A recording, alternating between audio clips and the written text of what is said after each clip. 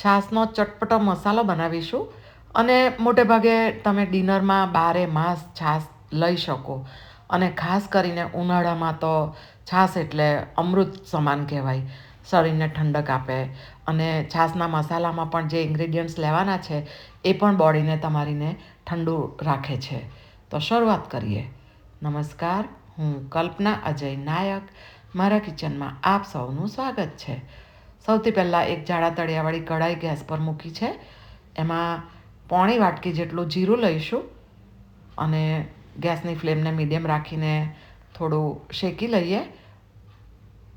1 teaspoon જેટલા કાળા મરી લીધા છે એ પણ ઉમેરીશું અને શેકાવાની સરસ સુગંધ આવવા માંડે એ રીતે શેકી લેવાનું છે. અને બરાબર શેકાઈ જાય એટલે ગેસ બંધ કરી દઈએ અને ઠંડુ થવા દઈશું. અને ઠંડુ થઈ જાય એટલે મિક્સર જારમાં આપણે જે શેકી લીધેલું જીરું અને મરી છે એ બંને લઈ લીધા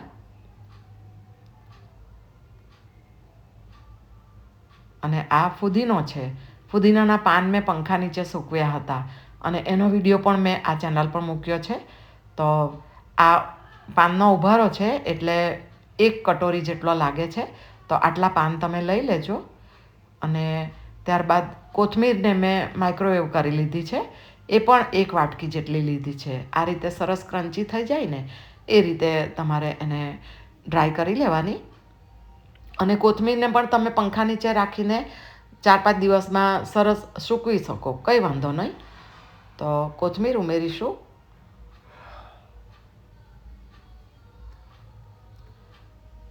અને હવે એને બારીક ક્રશ કરી લઈશું. હવે આની અંદર બીજા 1-2 મસાલા ઉમેરવાના છે.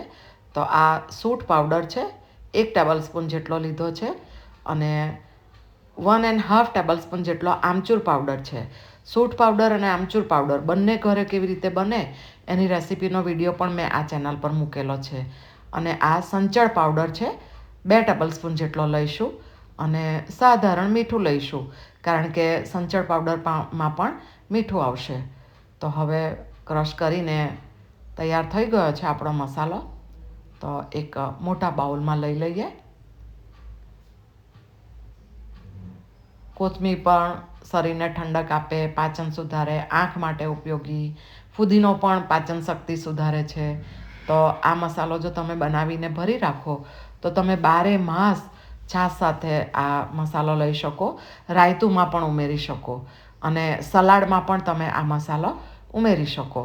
તો સરસ આપણો છાશ માટેનો મસાલો રેડી થઈ ગયો છે. તો હવે છાશમાં આપણે ઉમેરીશું. તમને પસંદ હોય એટલી માત્રામાં લેવાનો.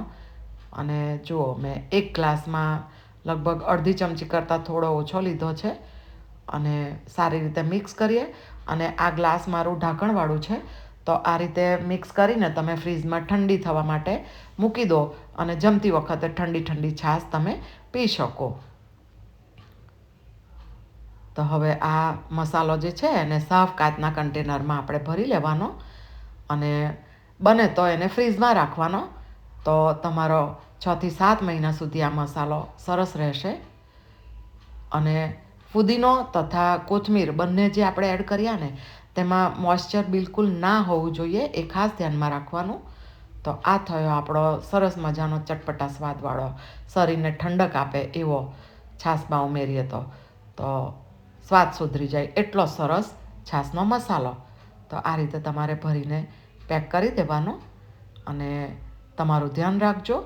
અને ઉનાળાની ગરમીમાં આવા ઘર ઉપયોગી મસાલા તમે બનાવીને તૈયાર રાખો તો તમારું આરોગ્ય પણ જળવાઈ રહે અને તંદુરસ્ત રહેવાય. તો આવજો.